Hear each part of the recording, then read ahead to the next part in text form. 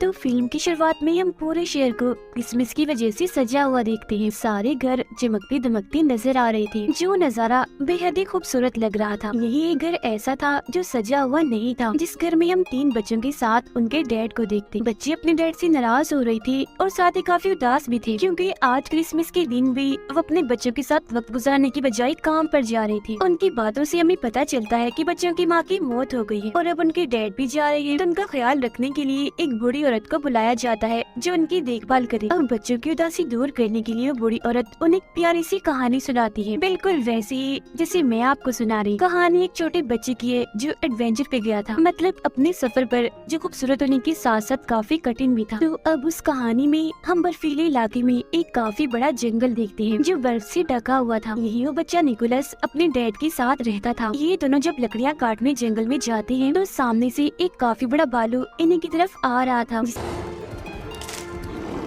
देखकर ये दोनों काफी डर जाते हैं और भागकर वापस अपने घर आ जाते हैं। यहाँ हमें पता चलता है कि निकोलस ने अपनी मॉम को बचपन में ही खो दिया था। साथ ही उनकी माली हालत भी काफी खराब थी। वो काफी गरीब थी, क्योंकि ना तो उनके पास खाने के लिए ज्यादा सामान है और ना ही पैसे कमाने का कोई जरिया है। एक रात निकोलस अपने डैड को कहता है, चले पापा आज मुझे कोई कहानी सुनाए, जो बहुत मजे की। तब उसके डैड उसे उसकी मोम की ही कहानी सुनाते हैं कि काफी सालों पहले तुम्हारी मोम ने इन बर्फीली चोटियों को पार किया। वहाँ 2 सोते हुए मॉन्स्टर थे जो दरअसल पहाड़ी थे। तुम्हारी मोम उनके बीच से निकलकर दूसरी तरफ गई, जहाँ एक अलग ही नस्ल के लोग रहते हैं जिन्हें एल्व्स कहा जाता है, और वो एल्व्स का गांव था जिसका नाम एल्फेम था। एल्व्स दरअसल होती तो इंसान ही है, बस उनकी शक्ल सूरत थोड़ी सी अलग होती है, मतलब उनके कान थोड़े से नुकीले और लंबे होते हैं। वो एल्व्स लोग कोई आम नहीं थे, बल्कि उनके पास जादुई शक्तियाँ थी। उन्होंने तुम्हारी मोम के साथ काफी अच्छा बर्ताव किया, काफी अच्छे से उनका वेलकम किया। और फिर जब तुम्हारी मोम वापस लौटी तो उनके पास बहुत सारी चॉकलेट्स और खिलौने थे जो आसपास के लोगों में हमने बांट दिए, जिससे हर तरफ खुशियाँ फैल गई। इसी दौरान उन्हें कमरे में किसी जानवर की होने का एहसास होता है। तब उसके डैड उस जानवर को मारने के लिए कुल्हाड़ी उठाकर उसे ढूंढने लगते हैं, मगर देखते हैं कि वो जानवर तो एक छोटा सा चूहा है, जिसे मारने की उसके डैड बहुत कोशिश करते हैं, मगर हर बार वो बचता रहता है। जिसके बाद वो चूहे को निकोलस के कहने पर छोड़ देती, क्योंकि वो छोटा सा चूहा उसे बहुत ही प्यारा लग रहा था और वो उसके साथ दोस्ती करना चाहता था। फिर अगली सुबह निकोलस उसका नाम भी रख देता है। वो उसे बात करने की कोशिश करता है और चूहे को भी कहता है कि तुम भी बोलो, जिस पर उसके डैड कहते हैं बेटा चूहे नहीं बोल सकते। जिसके बाद दोनों बाप बेटे राजा के महल में जाते हैं, क्योंकि आज उन्होंने अपने गांव के रहने वाले हर इंसान को बुलाया था।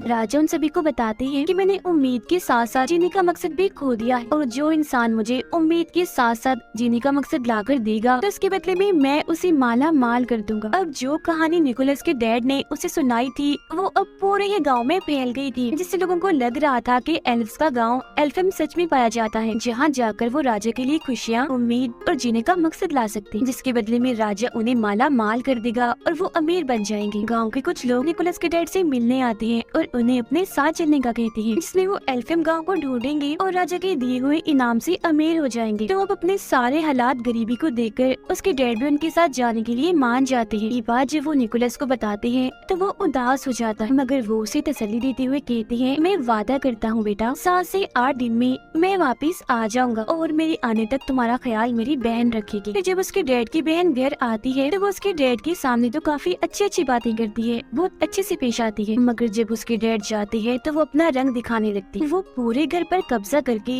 निकोलस के साथ काफी बुरा करती है। वो उसका सामान देकर घर से बाहर निकाल देती है। सामान में निकोलस की एक गुड़िया भी थी जो सब्जी की बनी हुई थी। वो उसे बेहद ही प्यारी थी, क्योंकि उसकी मॉम ने वो बनाई थी, जो उनकी आखिरी निशानी थी।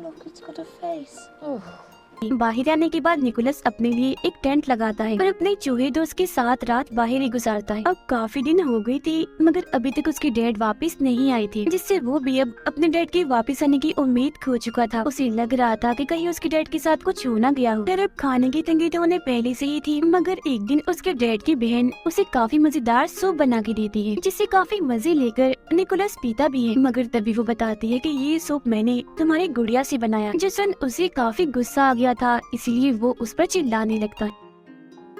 मगर अब तभी निकोलस की नजर अपने जलती हुई टोपी पर जाती है जो उसकी मॉम ने ही बनाई थी। तब वो जल्दी से टोपी लेकर बाहर आता है और बर्फ में उसे लगाकर आग बुझा देता है। वो देखता है कि टोपी पर एक नक्शा बना हुआ है और ये नक्शा बिल्कुल वैसे था जैसे उसके डैड ने उसे कहानी सुनाई थी, जिससे वो समझ जाता है कि उसकी मॉम की कहानी सच्ची थी। एल्फियम का गाँव सच में पाया जाता है जहाँ जादू है, तो इसीलिए अब वो ये फैसला करता है कि मैं भी उस गाँव में जाऊंगा। और फिर अगले ही दिन वो अपने साथी चूहे के साथ अपने सफर पर निकल जाता है। सफर के दौरान वो चूहे को नए नए अल्फाज सिखा रहा था, हालांकि उसे पता भी था कि बोल नहीं सकता। पूरा एक दिन का सफर तय करने के बाद वो एक गांव में पहुंचता है जहां उसकी मुलाकात एक बूढ़ी औरत से होती है जो उसे वापस जाने का कहती है और ये भी कि तुम्हारी मेहनत बेकार जाएगी। एल्फियम नहीं पाया जाता, उसकी तलाश में ऐसे जगह जगह मत भटको। मगर वो उसकी बात नहीं मानता और अभी भी अपना सफर जारी रखता है। कुछ और दिन का सफर करने के बाद वो गुफा में पनाह लेता है। वहाँ भी बर्फ थी तो पत्थर को रगड़कर वो आग जलाता है और फिर दुआ करने लगता है कि अगर जादू सच में पाया जाता है तो मेरा चूहा बोलकर दिखाए। और फिर तभी सच में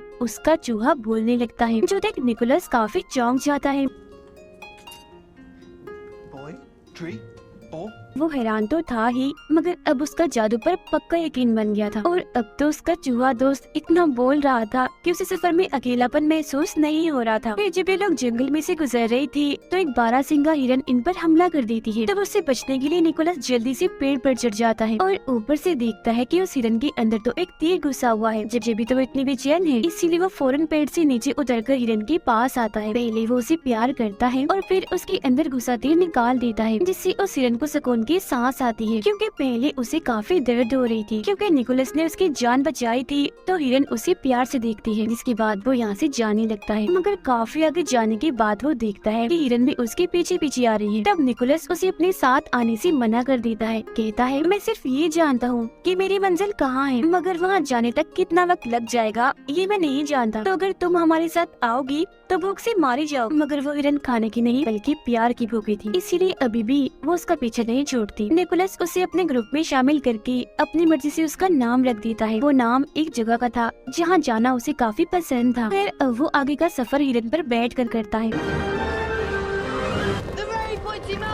और दो सोते हुए मॉन्स्टर्स के पास पहुंच जाता है जो असल में पहाड़ी थे। ये बात उसकी मॉम की कहानी में उसके डैड ने भी सुनाई थी, तो इसका मतलब ये होगा कि इसके पीछे ही एल्फियम गांव है। मगर जब ये तीनों पहाड़ों को पार करके दूसरी तरफ जाते हैं तो इन्हीं वहाँ बर्फीली हवाओं के अलावा और कुछ नहीं दिखता। और तभी निकोलस बेहोश होकर गिर जाता है, क्योंकि काफी दिनों से उसने कुछ खाया नहीं था और साथ ही यहाँ ठंड भी बहुत थी। मगर तभी इधर एक बच्ची अपने दादा के साथ आती है। ये दोनों एल्फ्स थे। वो बूढ़ा आदमी जब निकोलस को बेहोश देखता है तो उसके पास आता है और जब वो ये देखता है कि ये तो एक इंसान है तो वो उसकी मदद करने से मना कर देता है। मगर तभी बच्ची बोलती है, हमें किसी को भी ऐसी मुसीबत में नहीं छोड़ना चाहिए। कोई भी जरूरतमंद हो जिसकी मदद चाहिए हमें हर हाल में उसकी मदद करनी चाहिए, फिर चाहे वो कोई भी हो, एल्फ हो या इंसान हो। जो बात सुनकर उसके दादा निकोलस पर एक जादू करते हैं जिससे वो फौरन होश में आ जाता है। अब बूढ़े आदमी ने उस पर यकीन का जादू किया था, जिसका मतलब था कि अब निकोलस जिस जिस चीज पर यकीन करेगा और यकीन के साथ उसे सोचेगा तो वही होने लगेगा, मतलब कि वही यकीन उसे दिखने लगेगा। निकोलस उन्हें बताता है कि मैं यहाँ अपने डैड को ढूंढने आया हूँ जो एल्फियम की तलाश में निकले थे मगर वापस नहीं आए। जिसके बाद वो उनसे पूछता है, अच्छा अब आप ही बता दें एल्फियम कहाँ है। जिस पर बच्ची बोलती है कि अभी हम एल्फियम के बाहर ही खड़े हैं, मगर उसे तो वहाँ बर्फ के अलावा और कुछ भी दिखाई नहीं दे रहा होता। तो बूढ़ा आदमी उसे कहता है, तुम यकीन करो और फिर सोचो। और जब निकोलस यकीन करता है और ये सोचता है कि मेरे सामने एल्फियम गाँव है, तो उसे अब की बार सच में एल्फियम गाँव दिखने लगता है। अंदर आने के बाद ये लोग एक खुफिया रास्ते से उसे एक पार्टी में लेकर जाते हैं जहाँ सब लोग नाच रहे थे और खाने की मजे मजे की चीजें भी इधर पड़ी हुई थी, जिनमें मीठी और बच्चों की चीजें ज्यादा थी, क्योंकि आज दरअसल यहाँ क्रिसमस होती है। चूहा तो यहाँ का माहौल देखकर बहुत ही खुश होने लगता है और खाने की चीजों में घुसकर खूब मजे करता है। मगर तभी इसी बीच एल्फ्स की रानी वहाँ आ जाती है और सब कुछ तबाह कर देती है, क्योंकि उसने सबको पार्टी करने से मना किया था। वजह ये थी कि सभी एल्फ्स काफी दुखी थे क्योंकि इंसानों ने उन्हें धोखा दिया था। वो एक एल्फ बच्ची को अगवा करके अपने साथ ले गए थे। ये सुनकर निकोलस उठता है तो रानी उसे देखकर और भड़क जाती है। कहती है, ये क्या, अभी भी हमारे गाँव में एक इंसानी बच्चा है, ये क्या हो रहा है इधर। वो निकोलस से पूछती है, क्या कर रहे हो यहाँ, और वैसे तुम इधर आए ही क्या करने हो, एक और बच्चा चुराने आए हो। जो सुनकर निकोलस उन्हें बताता है है, नहीं रानी जी, मैं किसी बच्चे को अगवा करने नहीं आया, बल्कि अपने डैड को ढूंढने आया हूँ, क्योंकि वो एल्फियम गांव की तलाश में निकली थी। और आप फिक्र मत कीजिए, मैं आपसे वादा करता हूँ कि वो एल्फ बच्चा जिसे इंसान अगवा करके ले गए हैं, उसे मैं वापस जरूर लेकर आऊंगा। मगर रानी उसकी एक नहीं सुनती और सजा देने के लिए उसे एक मीनार की चोटी में कैद कर देती है। यहाँ उसकी मुलाकात एक उड़ने वाली एल्फ से होती है, जो दरअसल एक एल्फ परी थी। उसे पटाखे फोड़ने का बहुत शौक था। उसके पास जादू था जिसकी मदद से वो हवा में पटाखे फोड़ा करती थी, और एक अच्छी बात, वो हमेशा सच बोलती थी। अब निकोलस उसे बताता है कि मेरी मोम भी यहाँ एल्फियम आई थी, उनके साथ तो यहाँ के लोगों ने बहुत अच्छा सलूक किया था, काफी अच्छे से उनका वेलकम किया था। मगर रानी ने तो मुझे यहाँ इस मीनार में कैद कर दिया है और मुझे अपने डैड को ढूंढना है, तो प्लीज मेरी मदद कर दो ना यहाँ से निकलने में। इस पर वो मान जाती है। मगर तभी इधर एक काफी बड़ा मॉन्स्टर आ जाता है, जो पहले सो रहा था और अब इन दोनों की आवाजों से उसकी आँख खुल गई थी। वो जैसे एक इंसान इन निकोलस को यहाँ देखता है तो उसे पकड़ लेता है, क्योंकि वो उसे खाने का सोच रहा था, जो देखकर तो निकोलस की हालत खराब हो जाती है। तो वो परी एल्फ उसकी जान बचाने के लिए मॉन्स्टर के मुंह में एक जलता हुआ पटाखा डाल देती है, जिससे वो मॉन्स्टर किसी गुब्बारे की तरह फट जाता है और वो निकोलस को लेकर यहाँ से उड़ जाती है। वो दोनों फिर एक घर की छत पर आके गिरते हैं, जिन्हें रानी की गार्ड देख लेती है। तब उनसे बचने के लिए वो निकोलस को यहाँ से ले जाने लगती है। इसी भागम भाग में निकोलस एक क्लास में घुस जाता है, जहाँ की टीचर एक इंसान को देखकर काफी हैरान थी और फौरन गार्ड्स को यहाँ बुलाने लगती है। मगर तभी वो टीचर को समझाता है कि आप इंसानों को इसीलिए बुरा समझते हैं ना कि वो एल्फ बच्चे को अगवा करके ले गई। मैं वादा करता हूँ कि उस बच्चे को वापस जरूर लेकर आऊंगा। जो सुनकर वो टीचर निकोलस को एक खुफिया रास्ते से भगा देती है। इतनी ही देर में इधर उसके हिरन दोस्त भी आ गई थी, जिस पर निकोलस और एल्फियम परी बैठकर यहाँ एल्फियम गाँव से निकलने लगती। जिस दौरान गार्ड भी उनका पीछा कर रही थी। तब उनका ध्यान भटकाने के लिए एल्फ परी बार बार पटाखे फोड़ने लगती है। मगर जब वो देखती है कि बाहर जाने का दरवाजा बंद हो रहा है, तो वो खुद अंदर ही रुककर निकोलस को यहाँ से भगा देती। काफी मीलों का सफर तय करने के बाद भी निकोलस को उस अगवा हुए एल्फ बच्चे का कोई नामो निशान नहीं मिलता। फिर जब वो गॉड से दुआ करता है कि मुझे कोई रास्ता दिखाएं, तो तब उसे जंगल में एक गोल्डन रंग की रस्सी बंधी हुई दिखती है, जिसका पीछा करने पर वो एक पिंजरे तक पहुंचता है। इसमें और कोई नहीं बल्कि वो एल्फ बच्चा कैद था। अब इससे पहले वो उसे यहाँ से निकालता, तब इधर कुछ लोग आ जाते हैं, जिनमें निकोलस की डैड भी थी। वो अपने डैड से गले मिलता है और कहता है कि हमें इस एल्फियम बच्चे को वापस छोड़ना होगा, जिस पर उसके डैड समेत सब लोग मना कर देते हैं। कहते हैं कि नहीं, हम इसे वापस नहीं दे सकते, क्योंकि हो सकता है कि राजा इसे देखकर खुश हो, इससे उन्हें उम्मीद और जीने का मकसद मिले, जिसके बदले में वो हमें ढेर सारा पैसा देंगे। तो इसीलिए अब ये निकोलस को भी पेड़ से बांध देते हैं। उसे उसके डैड ही बांध रहे थे, जिस दौरान चूहा उनसे बोल रहा था, उन्हें ऐसा करने से मना कर रहा था। अब चूहे को बोलता हुआ देखकर वो भी काफी हैरान थे। सबके सोने के बाद उसके डैड उसके पास आते हैं और वो निकोलस के साथ साथ उस एल्फ बच्चे को भी पिंजरे से आजाद कर देते हैं और बताते हैं कि उन सबके सामने मैं तुम्हारी मदद नहीं कर सकता था, इसीलिए मैंने तुम्हें बांध दिया था। अब इससे पहले वो यहाँ से निकलते सारे लोग जाग जाते हैं और तीरों से उन पर हमला कर देते हैं। अब हिरन के ऊपर निकोलस और वो एल्फ बच्चा बैठा हुआ था। हिरन के पीछे एक बग्गी बंधी हुई थी, जिसमें उसके डैड बैठे हुए थे, जिस वजह से हिरन तेजी से नहीं दौड़ पा रही थी। तभी निकोलस को याद आता है कि मुझ पर तो यकीन का जादू हुआ है, इन्हें मैं जो भी यकीन करके सोचूंगा वो पूरा हो जाएगा। तो वो हिरन पर हाथ रखकर उसे उड़ने का कहता है। हिरन थोड़ा सा ऊपर उड़ती तो है, मगर वजन ज्यादा होने की वजह से वो काफी ऊपर नहीं उड़ पाती और वापिस से नीचे आ जाती। ये देखकर उसके डैड अपने बेटे निकोलस की जान बचाने के लिए अपनी बग्गी की रस्सी काट देते हैं और जाकर एक खाई में गिरते हैं, जिससे उनकी मौत हो जाती है,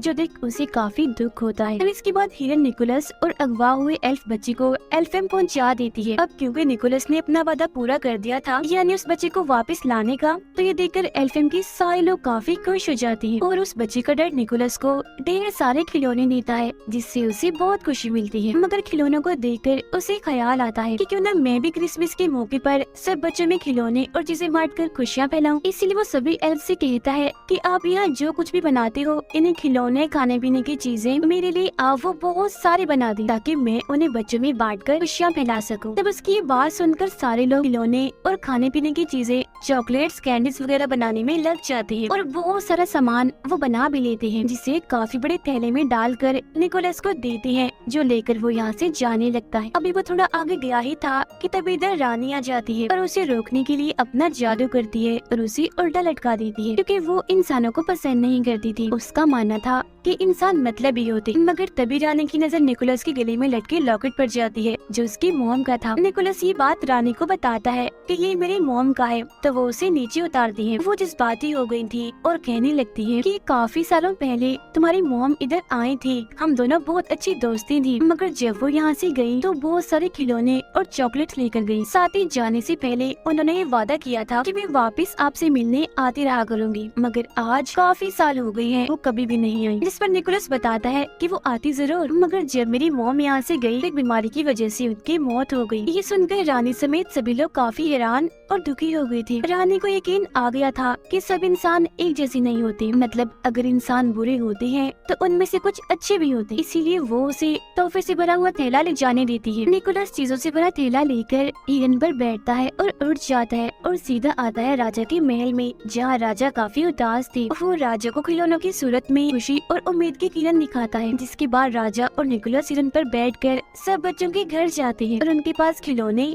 और चॉकलेट्स कैंडीज रखते हैं, क्योंकि जब बच्चे सुबह उठकर अपने खिलौने देखकर खुश होंगे तो बच्चों की वो खुशी ही राजा के लिए उम्मीद की किरण होगी। सब बच्चों को खिलौने बांटने के बाद राजा निकोलस से कहते हैं कि मेरे लिए काम करोगी, हर साल ऐसे ही तुम्हें खिलौनों की सूरत में बच्चों को खुशियाँ और उम्मीद देनी होगी, और इस काम में मैं भी तुम्हारा साथ दूंगा। और साल का वो दिन होगा क्रिसमस का दिन, जिस पर वो मान जाता है। इसके बाद निकोलस अपने डैड की बहन के पास जाकर उन्हें भी चॉकलेट्स देता है और उड़ जाता है। उसे उड़ता हुआ देखकर वो काफी हैरान भी थी और अब उसे भी जादू पर यकीन हो गया था। अब ये प्यारी सी कहानी इधर ही खत्म हो जाती है, जो सुनकर वो तीनों बच्चे काफी खुश हो जाते हैं। ये नहीं शुरुआत वाले जिन्हें बूढ़ी औरत कहानी सुना रही। फिर जब वो नीचे आते हैं तो देखते हैं कि उनका पूरा घर क्रिसमस की लाइट्स और पेड़ों से सजा हुआ है, जो देखकर उन बच्चों की खुशी का तो कोई ठिकाना ही नहीं रहता। फिर जब वो बूढ़ी औरत बाहर जाने के लिए अपनी टोपी पहनती है तो बच्चों को उनके बड़े से नुकीले से कान दिख जाते हैं, जो देख वो समझ गई थी कि ये भी एक एल्फ ही थी। और बाहर जाकर वो बूढ़ी औरत आसमान में अपने जादू से पटाखे फोड़ने लगती है, जो देख हम समझ जाते हैं कि ये और कोई नहीं बल्कि एल्फ परी है जो सच बोला करी। तो ये कहानी हमें बहुत सारे सबक देती है, यानी हमें हमेशा ही खुशियों को बांटते रहना चाहिए और दूसरों की मदद करनी चाहिए, फिर चाहे वो क्रिसमस का दिन हो या कोई भी। और हमें बुरों के साथ भी अच्छा करना चाहिए और हमेशा हर चीज के होने का यकीन रखना चाहिए। इसी के साथ ही ये प्यारी सी कहानी इधर ही खत्म हो जाती है।